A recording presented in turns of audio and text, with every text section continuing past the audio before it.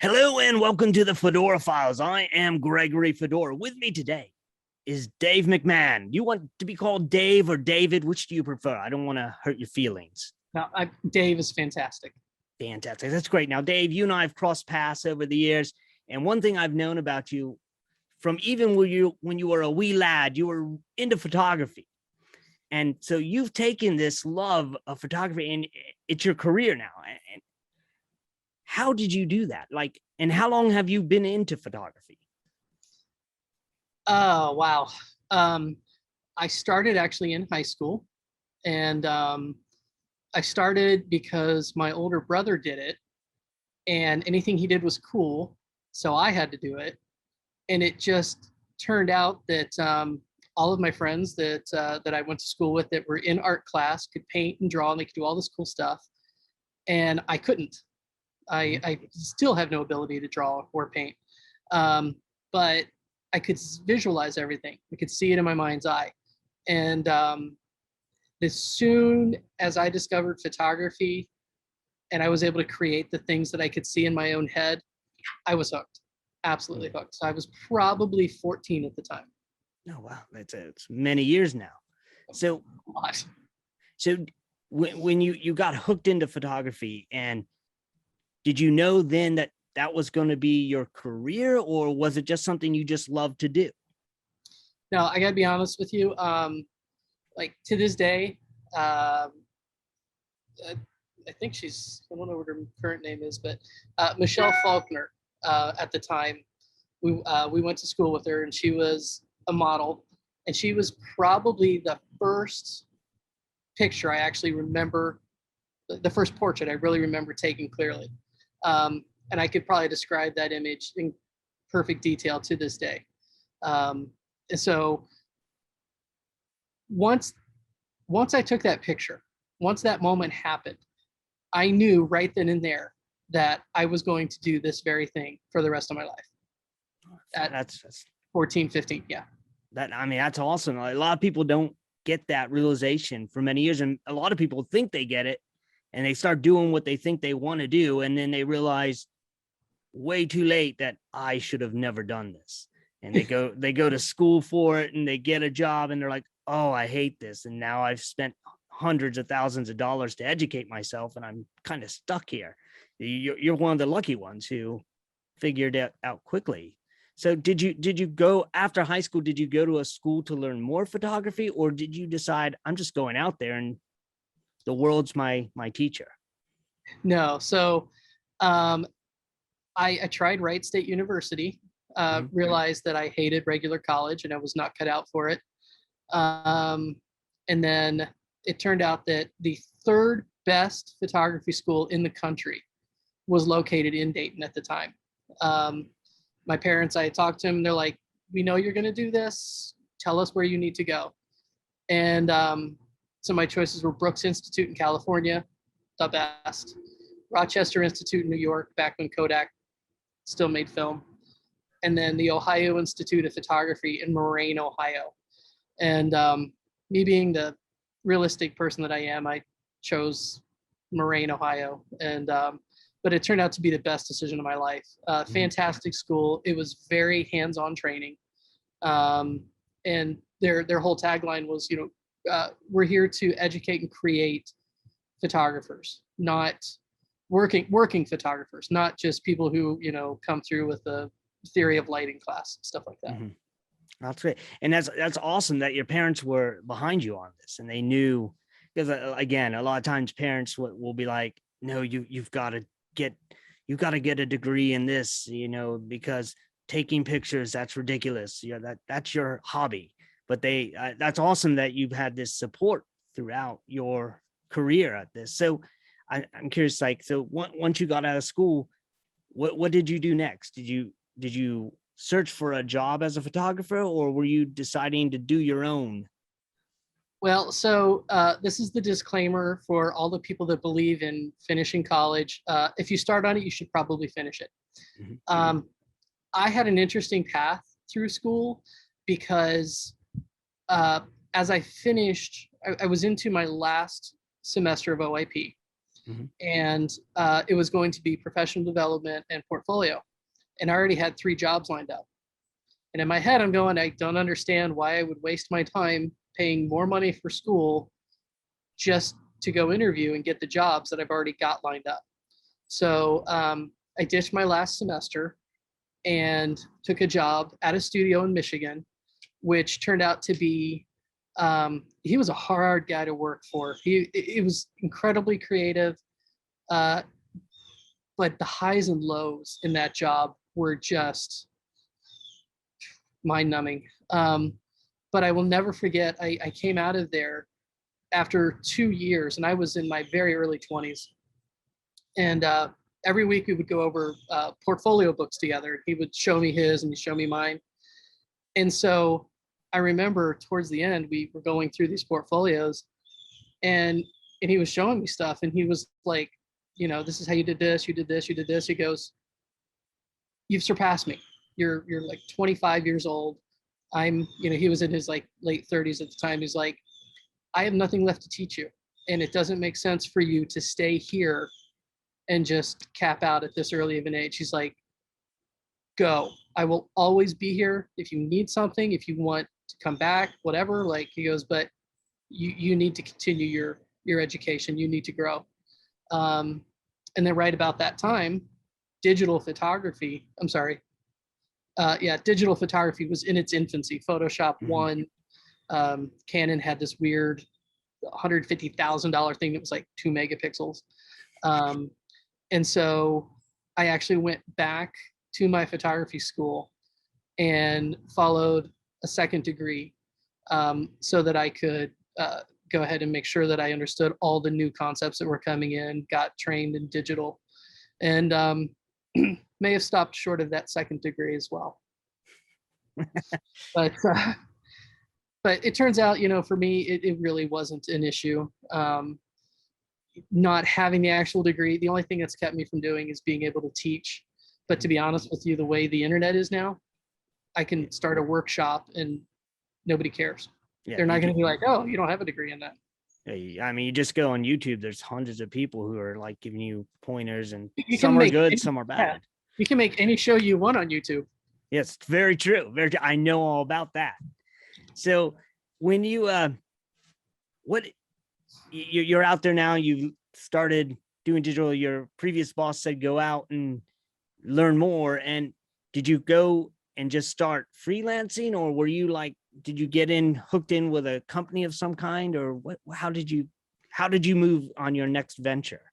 So the career path that I wound up on was, after I left that studio, I attempted to open my own studio Mhm. in Dayton, Ohio. Um, we had a really cool location, and I just kept running up against problems with the city and getting my zoning properly cleared. And this was 1999. And a friend of mine that had graduated actually from my high school 10 years earlier, through a wonderful gentleman named Dean Whiteford, reached out to me. And he said, hey, we've got this studio up here near Sandusky, Ohio. I want you to come up and meet them. So I went up and I met Roger Wilburn, and he was running a place called Woodard Photographic at the time. And so for me, with kind of the brick wall that I was hitting in Dayton at the time, I decided to go ahead and give this studio a try. And I spent from 1999 to 2003 working there. And again, just an incredible group of people that I was able to connect with, mentors that I'm just so thankful I had. And I think probably the coolest experience is when I first got there, they had a very set way of doing things. And so they sat me down probably a couple months in, and they were like, look, this is how we do things here, and this is how you're supposed to do things. So this is the way things are done. And I was just too young and arrogant to listen. And so I did about half their way, and then I did about half my way. And then my sales started to go up and up and up. And one of the coolest things is by the end of my time there, they had brought in a guy to come in and teach everybody basically how to shoot the way I was shooting. And I will never forget the moment we finished up this huge seminar, and Roger and I are walking out, and he puts his arm around me and he's like, "Well, how does it feel?" And I'm like, "What do you mean?" He's like, "You've changed everything about how we're doing things here. And we basically just paid people to come and teach everybody to shoot the way you shoot." And it was just one of those absolute mountaintop moments, because I knew that I was in with a group of people I already respected, but I had done something to make the place better, which for me was, God, one of the most fulfilling things I could possibly have done.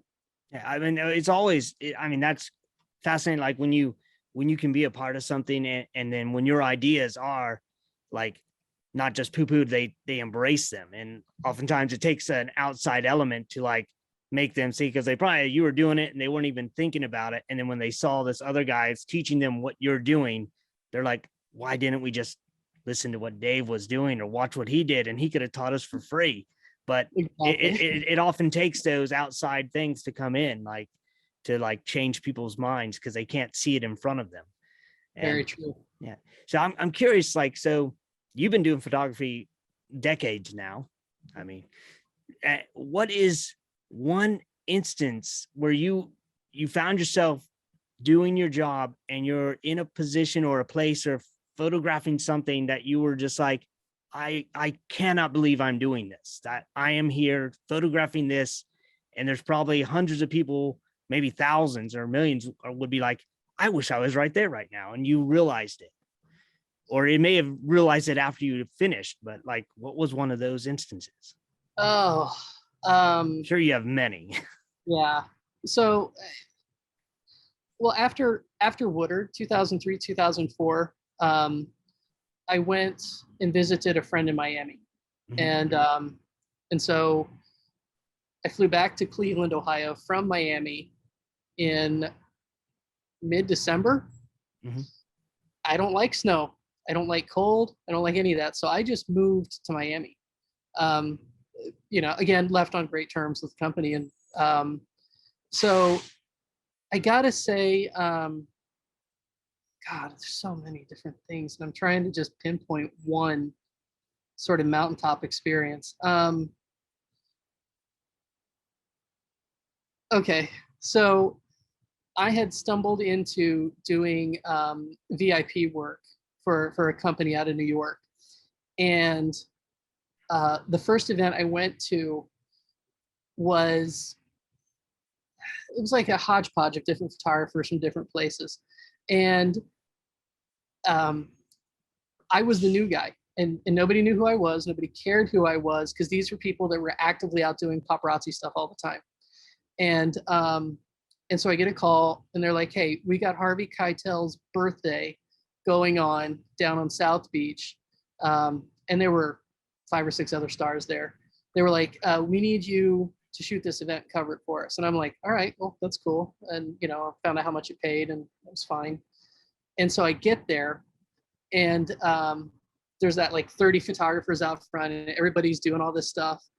And then the guy in charge basically looks over, and he's like, "Dave, I need you to come back with us." And literally all these other photographers are like, "What the hell just happened? Like we don't even know who this guy is, and now he gets to go back and do all this stuff." And it was really, really cool. So I got to meet Harvey Keitel, got to meet the guy from Malcolm in the Middle. I cannot remember his name right now.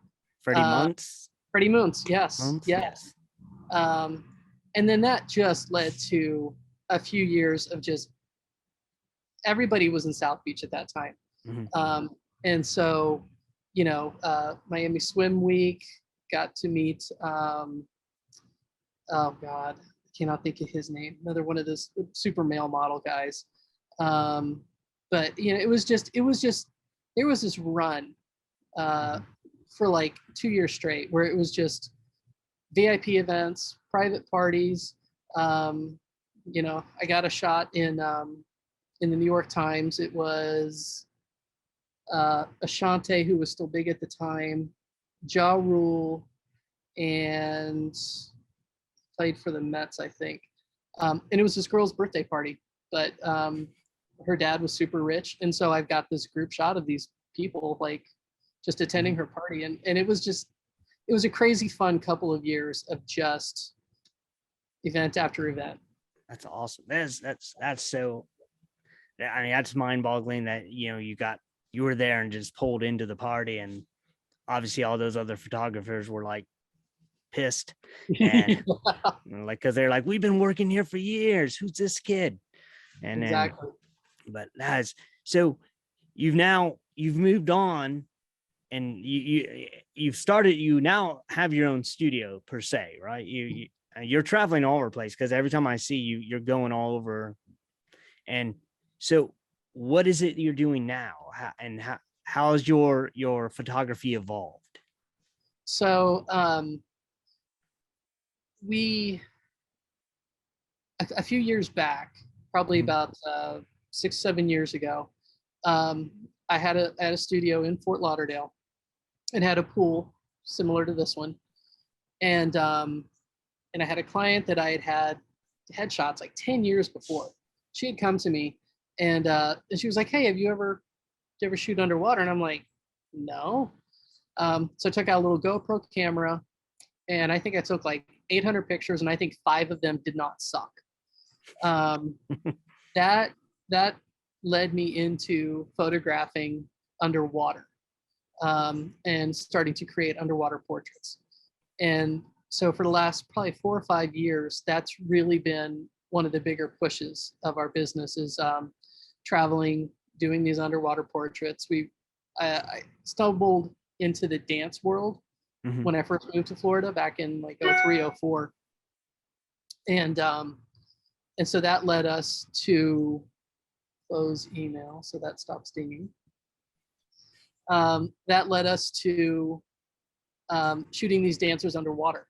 As a dancer, when you can take away the issues that gravity present, all of a sudden the creativity just goes bonkers.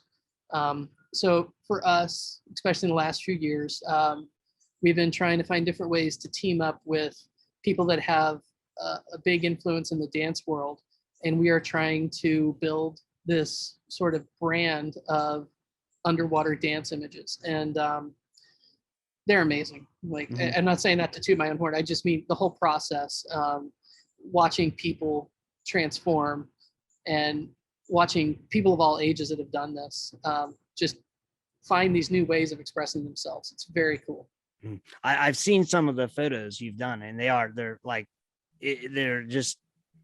beautiful, but they're mesmerizing, almost like you look at them and you're just looking at them, and you kind of almost forget that it's underwater. It's just this amazing pose, and like how they're holding it in their hair, and you're just like, and you capture it like brilliantly. It's like I've seen it, and I've like, and my daughters have seen them, and they have wanted to do that, but I haven't traveled down to your neck of the woods yet.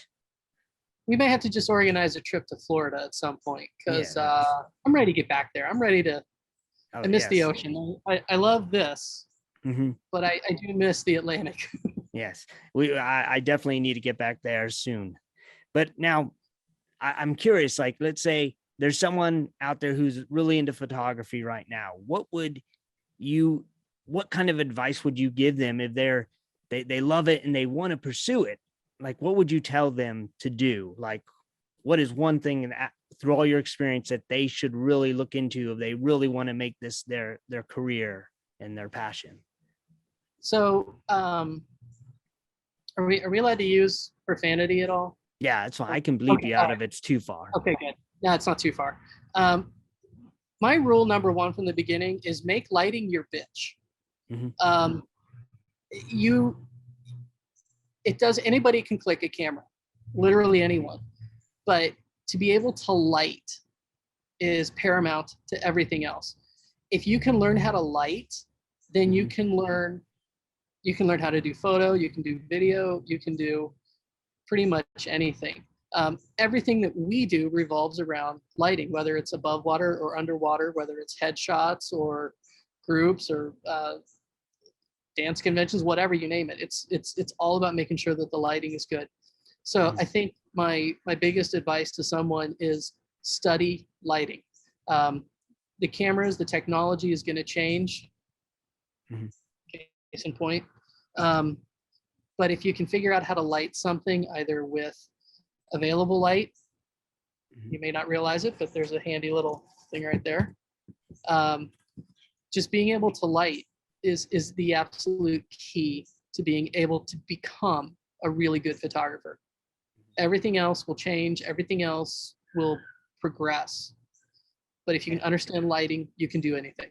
Yeah. And even with Photoshop, you can't really fake lighting. I mean, I've seen people try, and I know they have little like light studio and stuff like that, but it's still, if you don't have the lighting at the beginning right, even going in, it's still not going to look right or as good as it could. I mean, obviously if you have the lighting's good and then you do lighting studio, it'll look amazing. But if you just have crap, it's just going to look a little better crap. Exactly. And, you can only polish a turd so much. Yes. And so I think one of the neat things about my career, the time that I've been in this, is we transitioned from film to digital. So when I started, I didn't have that immediate gratification. I had to learn how to do the lighting properly because it cost me every single frame. I had to pay for film, I had to pay for processing, I had to pay for proofing. So if you didn't do it right, you're just burning money. Things got easier with digital, but and there is a million. I've seen some amazing photographers on Instagram. I've seen some amazing photographers that do wonderful how-to videos. And you never have to stop learning. You can learn until the day you die. And I think you should constantly be learning. Like if you stop learning, you might as well die, because, you think you've reached the peak, and I don't think you ever do. And right.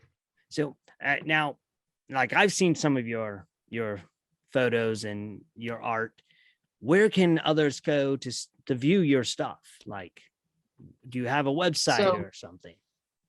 We do. We have a couple of different places. So there's DaveMcMahan.com, and that's I think it'll wind up in the show notes. Yes, yeah. I'll put a link to it. And then our Instagram feed, of course, which I should probably confirm is also Dave McMahan. Let me double check that.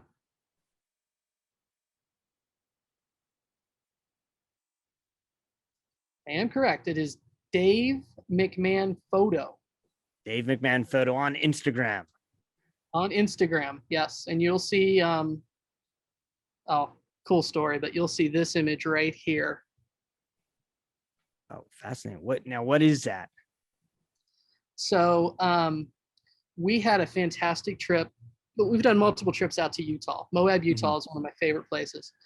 And so we had a trip scheduled for June, and the friends that we stayed with out there, their house backs up to the LaSalle Mountains. And the LaSalle Mountain Range is massive. And it's about 13,000 feet, I think, at its highest point. So the second day we were there, an unattended campfire led to a forest fire. Oh, wow. And so that night, while the forest fire was only about 500 acres, I went and we did this nighttime galaxy shot with the fire burning. Sadly, the fire continued to grow. And so we went back about 2 or 3 days later, did a whole nother series. And it looks like a scorched earth from our angle. But it was one of the most hauntingly beautiful images I think I've created in a long time. And to know that there's so much destruction going on, but it's beautiful. Yes. And it was really one of those bizarre things when I saw the image and I was like, this is gorgeous. It's tragic and sad, but it's gorgeous. So yeah, it's one of those crazy dichotomies where like you're trying to wrap your head around it when you see it, and you're just Absolutely. like, oh, it's amazing, but at the same time you're like, oh, it's so sad. And Yeah. like this. So where do you see yourself going next as your life evolves? Because you constantly, you're changing and growing. Do you have some ambitions or ideas of where you want next, where your Well, photography will go? my next goal, um, we'd actually hoped to have already set in motion at this point. Unfortunately, due to COVID, Mhm. um, we've kind of run into some issues. Our next big thing is to just be mobile. For the last 5 years, I have traveled more than I've been at home. So having a place where I get to pay for a pool and electricity and all of this stuff just to be there for 3 days has sort of gotten to us to be, it doesn't make sense anymore. So our next big adventure is we're in the market now to find the right RV and the right vehicle. And we are going to just travel and work on the road full time for a couple of years. Um, we've got a few things in the work, nothing solid yet, so I can't talk about it.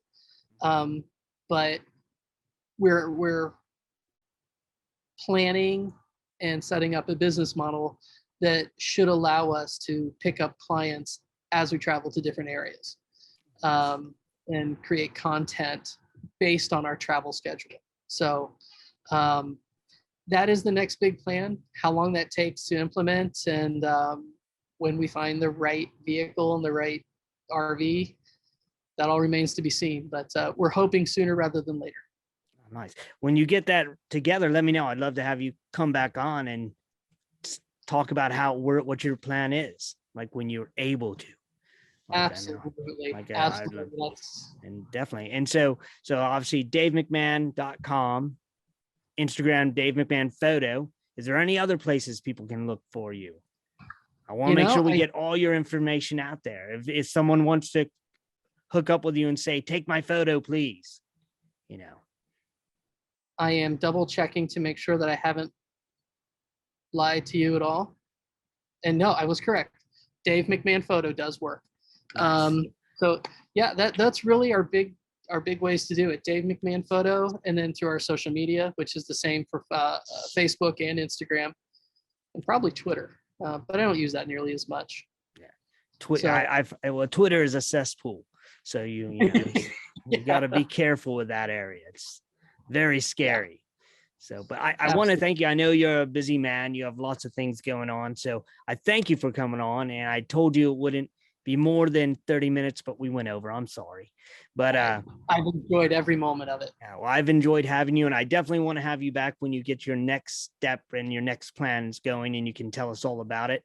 Or when you actually are on the road somewhere, maybe we can talk about where you are and what you've been doing. Either way.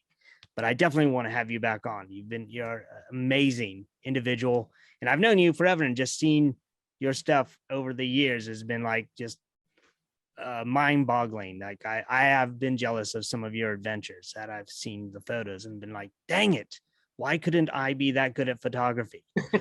And so, but again, thank you so much. Well, thank you. And for those of you watching, please go check out his website, check out his Instagram, check everything out, like them and share them. And just, you will thank me for going there. And as always, stay safe and keep searching.